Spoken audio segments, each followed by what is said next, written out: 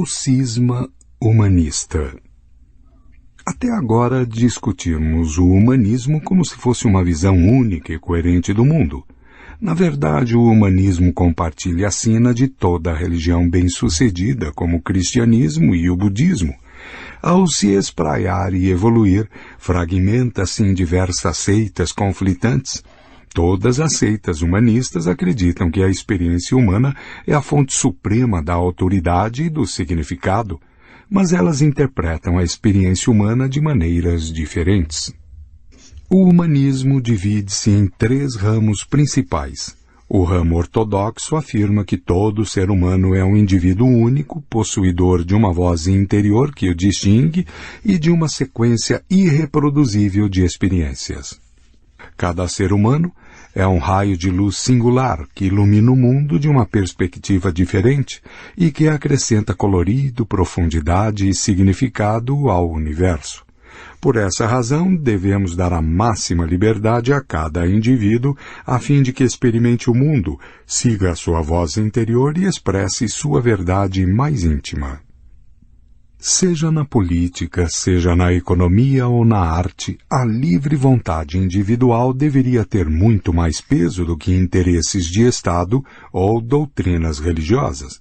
Quanto mais liberdade as pessoas usufruírem, mais belo, rico e cheio de significado será o mundo. Devido a essa ênfase na liberdade, o ramo ortodoxo do humanismo é conhecido como humanismo liberal, ou simplesmente liberalismo. Notas. Na política americana, o liberalismo frequentemente apresenta uma interpretação mais estreita e é contraposto a conservadorismo. No sentido lato do termo, contudo, a maioria dos conservadores americanos é também liberal. No Brasil, a conotação é mais política, mais associada à direita. Neoliberalismo, no sentido de quem se opõe ao controle da economia e de iniciativas sociais por um Estado regulador, como no ideário das esquerdas. Nota do tradutor. Fim de notas. A política liberal acredita que o eleitor é quem sabe o que é melhor. Para a arte liberal, a beleza está no olho do observador. A economia liberal afirma que o cliente tem sempre razão. A ética liberal nos aconselha que se algo faz com que nos sintamos bem, devemos ir em frente e fazê-lo. A educação liberal nos ensina a pensar por nós mesmos, porque é dentro de nós que vamos encontrar todas as respostas.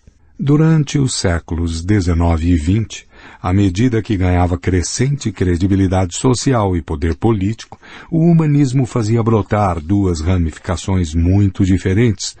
O humanismo socialista, que abrangia uma série de movimentos socialistas e comunistas, e o humanismo evolucionário, cujos mais famosos defensores foram os nazistas.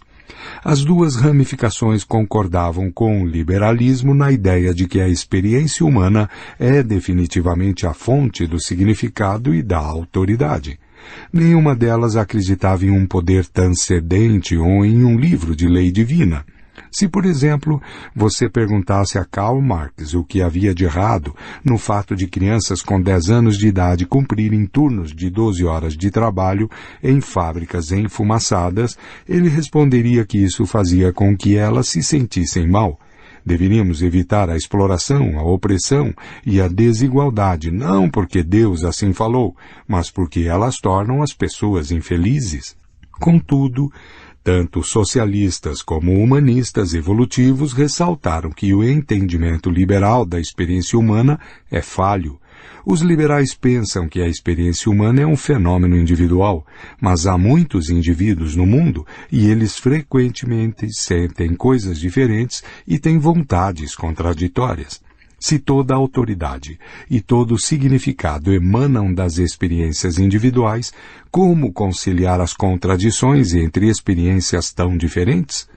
Em 17 de julho de 2015, a chanceler alemã Angela Merkel foi confrontada por uma adolescente palestina refugiada do Líbano, cuja família pedira asilo na Alemanha, mas cuja deportação era iminente. A garota Hein disse a Merkel num alemão fluente: É realmente muito difícil ver como outras pessoas podiam aproveitar a vida, enquanto eu mesma não posso. Não sei o que o futuro me trará. Merkel respondeu que a política pode ser dura e explicou que há centenas de milhares de refugiados palestinos no Líbano e que a Alemanha não pode absorvê-los todos. Aturdida com essa resposta pragmática, Rehn começou a chorar. Merkel acariciou as costas da menina, porém manteve sua posição. Na tempestade política subsequente, muitos acusaram Merkel de insensibilidade. Para amenizar as críticas, a chanceler mudou sua postura e Rehn e sua família conseguiram asilo. Nos meses seguintes, Merkel abriu ainda mais as portas ao receber na Alemanha centenas de milhares de refugiados. Mas não se pode satisfazer a todos. Logo, ela estava sob ataque cerrado por ter se rendido ao sentimentalismo e por não ter adotado uma posição firme. Muitos pais alemães ficaram temerosos com a possibilidade de essa guinada de Merkel significar que seus filhos teriam um padrão de vida inferior e talvez acarretar uma onda de islamização. Por que deveriam arriscar a paz e a prosperidade de suas famílias para favorecer completos estranhos que poderiam nem mesmo acreditar nos valores do liberalismo? Todos tinham sentimentos muito fortes quanto a essa questão. Como conciliar as contradições entre os sentimentos de refugiados desesperados e os de alemães angustiados? Os liberais passam o tempo todo pela agonia dessas contradições. Os melhores esforços de Locke, Jefferson, Mill e seus colegas não conseguiram uma solução rápida e fácil para esses enigmas. Organizar uma votação democrática não seria de grande ajuda, porque a questão seria então quem deveria participar da votação. Apenas cidadãos alemães ou também os milhões de asiáticos e africanos que querem emigrar para a Alemanha? Por que privilegiar os sentimentos de um grupo em relação ao de outro? Da mesma forma, não se pode resolver o conflito árabe-israelense fazendo com que 8 milhões de cidadãos israelenses e 350 milhões de cidadãos da Liga Árabe votem. Por razões óbvias, os israelenses não se sentiriam comprometidos com o resultado de tal plebiscito. As pessoas só se sentem ligadas a eleições democráticas quando compartilham uma ligação básica com a maioria dos eleitores. Se a experiência de outros votantes me é estranha, e se eu acredito que eles não compreendem meus sentimentos e não se importam com os meus interesses vitais, então, mesmo se eu perder o voto numa razão de 1 para 100, não tenho motivos para aceitar o veredito. Eleições democráticas, em geral, funcionam somente em populações que têm alguma ligação comum anterior, tal como crenças religiosas e mitos nacionais compartilhados. Elas constituem um método de resolver desacordos entre pessoas que já concordam quanto ao básico.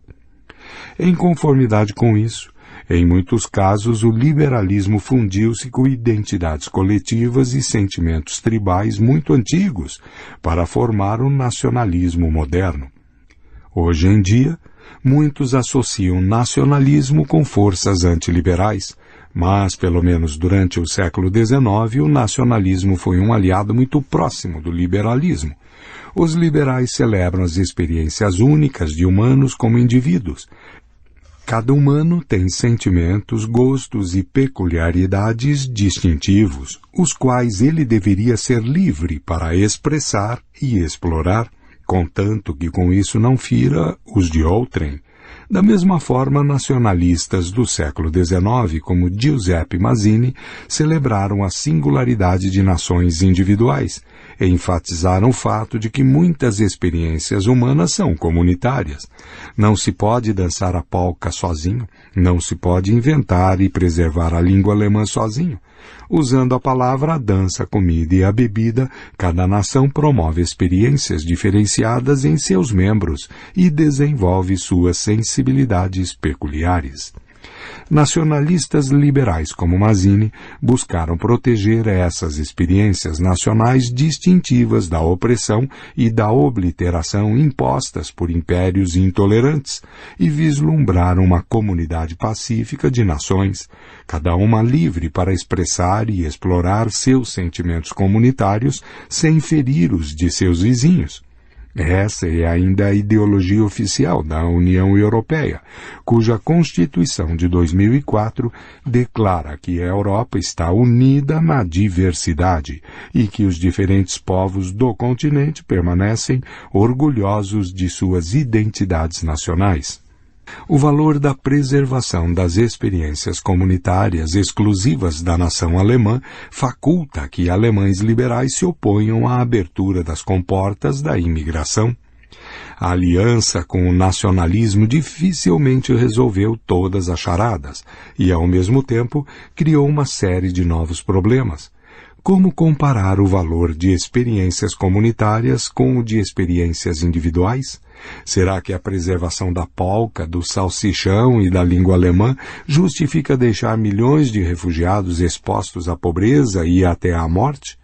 E o que acontece quando, dentro das nações, eclodem conflitos fundamentais quanto à própria definição de sua identidade, como aconteceu na Alemanha em 1933, nos Estados Unidos em 1861, na Espanha em 1936 ou no Egito em 2011?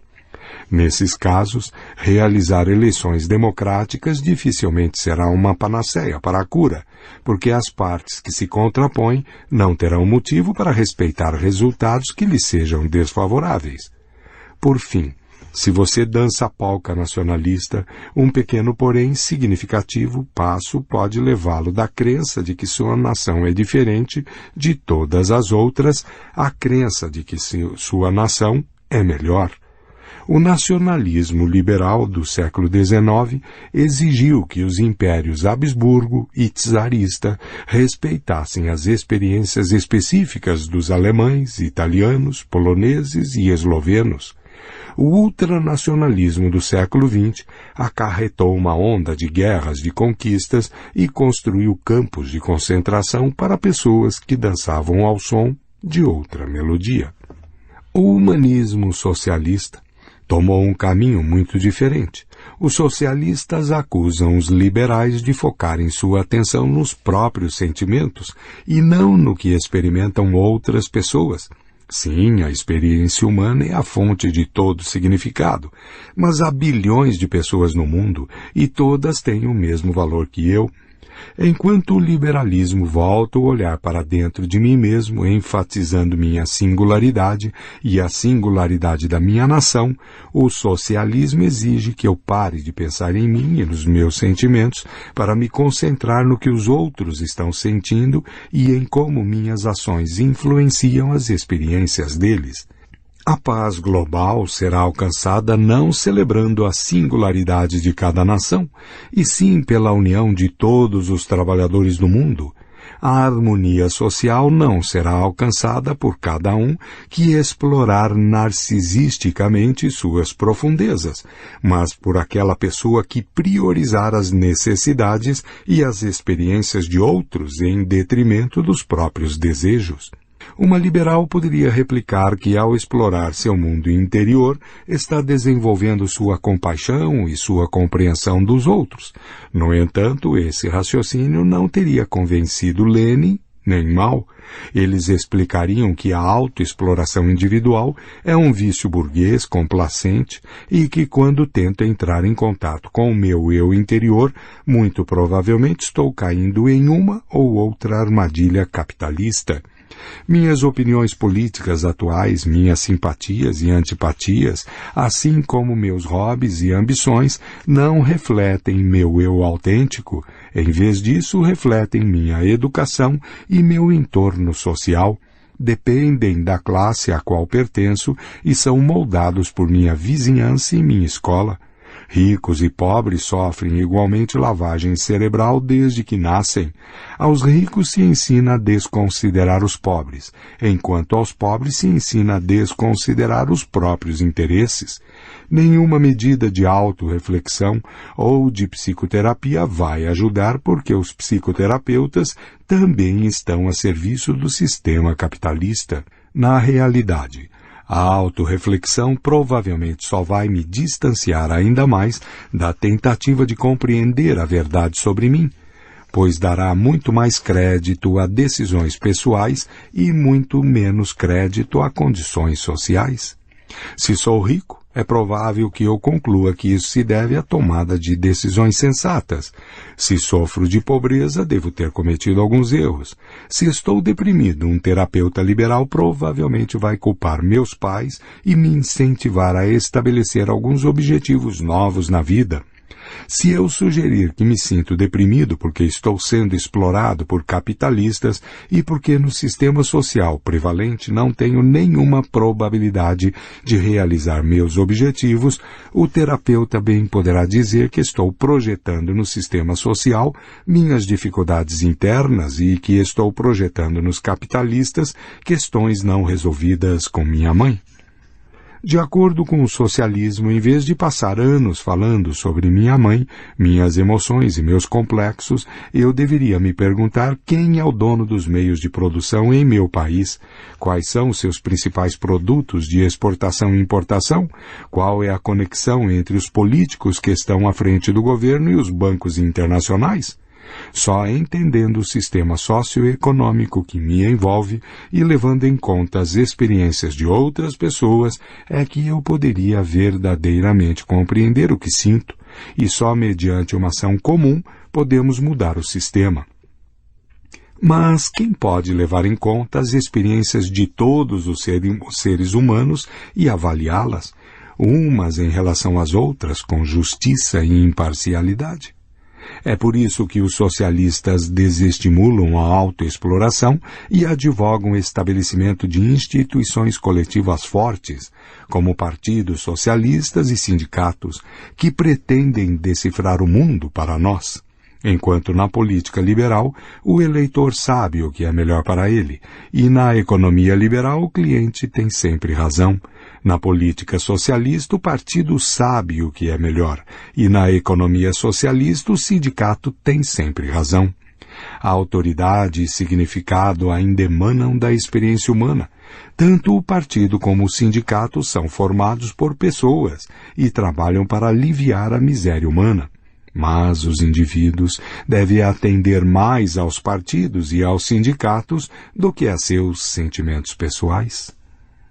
O humanismo evolucionário tem uma solução diferente para o problema das experiências humanas conflitantes. Com raízes no terreno firme da teoria evolutiva darwiniana, para ele o conflito é algo a ser aplaudido e não lamentado. O conflito é a matéria-prima da seleção natural que impulsiona a evolução adiante. Alguns humanos simplesmente são superiores a outros, e quando experiências humanas colidem, os humanos mais aptos devem prevalecer sobre quaisquer outros. A mesma lógica que leva o gênero humano a exterminar lobos selvagens e a explorar implacavelmente carneiros domesticados, também comanda a opressão de humanos inferiores por seus superiores.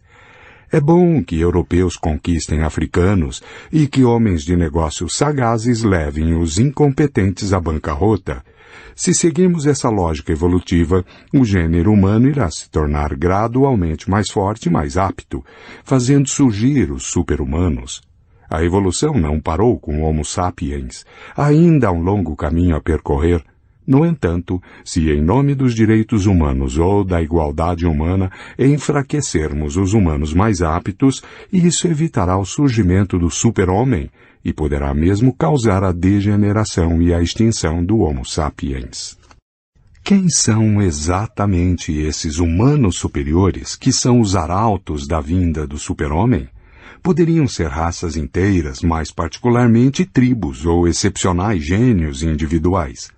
Seja como for, o que os faz superiores é que têm maiores capacitações, manifestadas na criação de novos conhecimentos, de uma tecnologia mais avançada, de sociedades mais prósperas, de uma arte mais bela.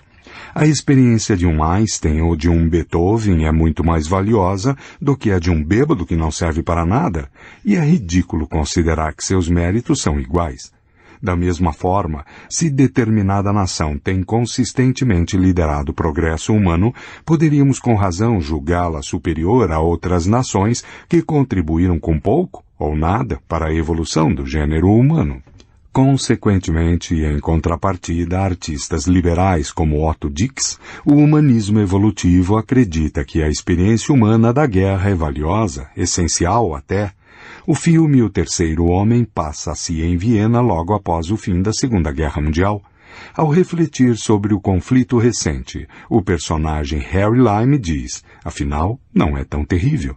Na Itália, durante 30 anos, sob os Borgia, houve guerra, terror, assassinato e derramamento de sangue, mas produziram Michelangelo, Leonardo da Vinci e a Renascença.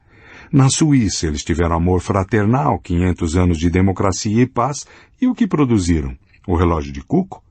Lime cita quase todos os fatos erroneamente. A Suíça foi, provavelmente, a porção mais sedenta de sangue da Europa moderna em seus primórdios. Seu principal produto de exportação eram soldados mercenários, e o relógio de Cuco foi, na verdade, inventado pelos alemães. Mas os fatos são menos importantes do que a ideia de Limes, ou seja, a experiência da guerra impulsiona o gênero humano a novas conquistas. A guerra faz com que a seleção natural, enfim, reine. Ela extermina os fracos e recompensa os decididos e ambiciosos. A guerra expõe a verdade sobre a vida e desperta o desejo de poder, de glória e de conquista. Nietzsche resumiu isso ao dizer que a guerra é a escola da vida e o que não me mata, me fortalece. Ideias semelhantes foram expressas pelo tenente Henry Jones do Exército Britânico. 3 dias antes de sua morte na frente ocidental na Primeira Guerra Mundial, Jones, com 21 anos de idade, enviou uma carta a seu irmão descrevendo a experiência da guerra em termos brilhantes.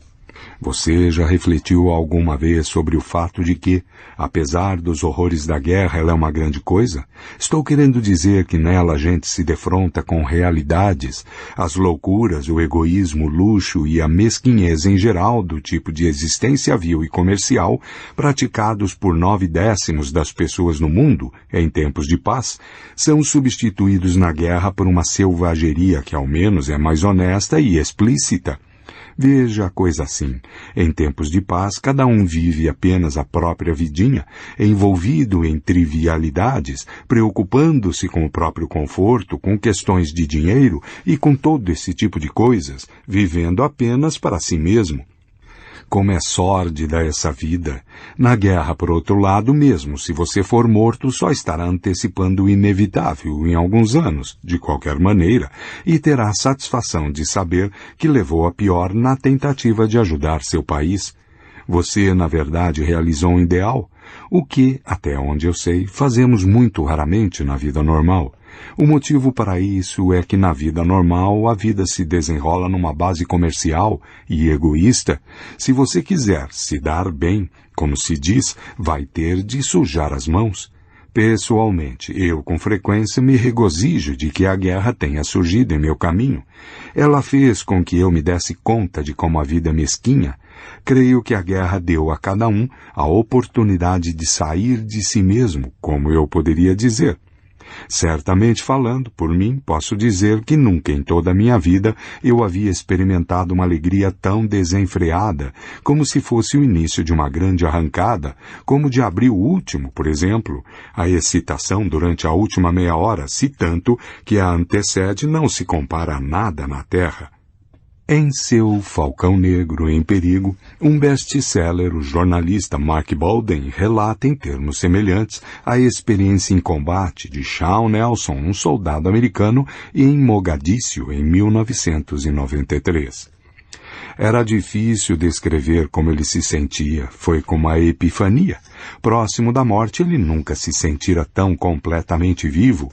Houvera frações de segundo em sua vida em que sentira a morte passar, roçando por ele, como quando um carro em alta velocidade perdeu a direção numa curva fechada e por pouco não o atingiu de frente.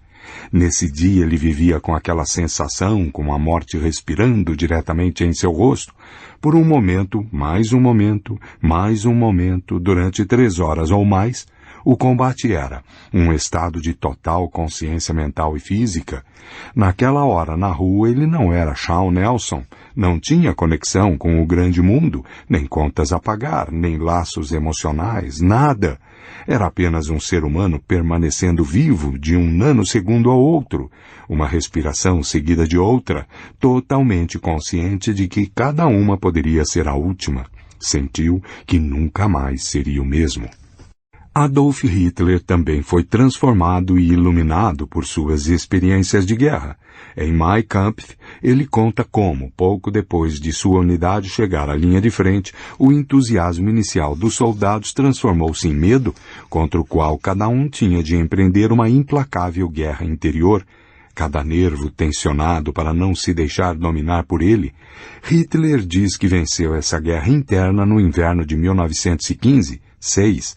Finalmente ele escreve: minha vontade era a dona indisputável da situação. Eu estava calmo e determinado, e isso foi duradouro. Agora o destino poderia me submeter aos testes finais sem o esfacelamento de meus nervos ou a perda de minha razão. A experiência da guerra revelou a Hitler a verdade quanto ao mundo, uma selva conduzida pelas leis desapiedadas da seleção natural. Os que se recusam a reconhecer essa verdade não são capazes de sobreviver. Se você quer ser bem-sucedido, tem de não só compreender as leis da selva, como abraçá-la jubilosamente. Deve-se ressaltar que, assim como artistas liberais anti-guerra, Hitler também santificou a experiência de soldados comuns. De fato, sua carreira política é um dos bons exemplos que temos da imensa autoridade conferida na política do século XX, a experiência individual de pessoas comuns. Hitler não era um oficial superior. Em 4 anos de guerra, ele não obteve patente superior à de cabo. Não tinha educação formal, nem aptidões profissionais, nem contexto político. Não era um homem de negócios bem-sucedido ou um ativista sindical. Não tinha parentes nem amigos em posições elevadas, nem dinheiro digno de menção. Para começar, nem sequer tinha cidadania alemã. Era um imigrante sem um tostão. Quando Hitler apelou aos eleitores alemães e pediu que confiassem nele, só podia apresentar um argumento a seu favor. Suas experiências nas trincheiras lhe ensinaram o que não se aprende na universidade, no quartel-general ou no Ministério do Governo. As pessoas o seguiram e votaram nele porque se identificaram com ele e porque acreditavam também que o mundo é uma selva e que o que não nos mata nos fortalece.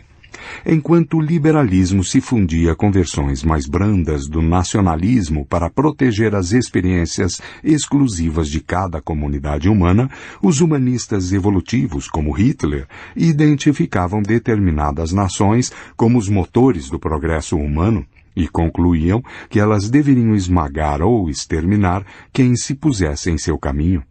Deve-se lembrar, no entanto, que Hitler e os nazistas representam apenas uma versão extrema do humanismo evolutivo. Assim como os gulags de Stalin não anulam automaticamente cada ideia e cada argumento socialista, também os horrores do nazismo não deveriam nos deixar cegos a todo novo conceito que o humanismo evolutivo possa oferecer. O nazismo nasceu do emparelhamento do humanismo evolutivo com teorias raciais específicas e com emoções ultranacionalistas. Nem todos os humanistas evolutivos são racistas, e nem toda a crença no potencial do gênero humano para evoluir clama necessariamente por estabelecer estados policiais e campos de concentração. Auschwitz deveria servir como uma advertência de um vermelho sanguíneo e não como uma cortina negra que esconde setores inteiros do horizonte humano. O humanismo evolutivo desempenhou um papel importante na formatação da cultura moderna e é factível que desempenhe um papel ainda maior na formatação do século XXI.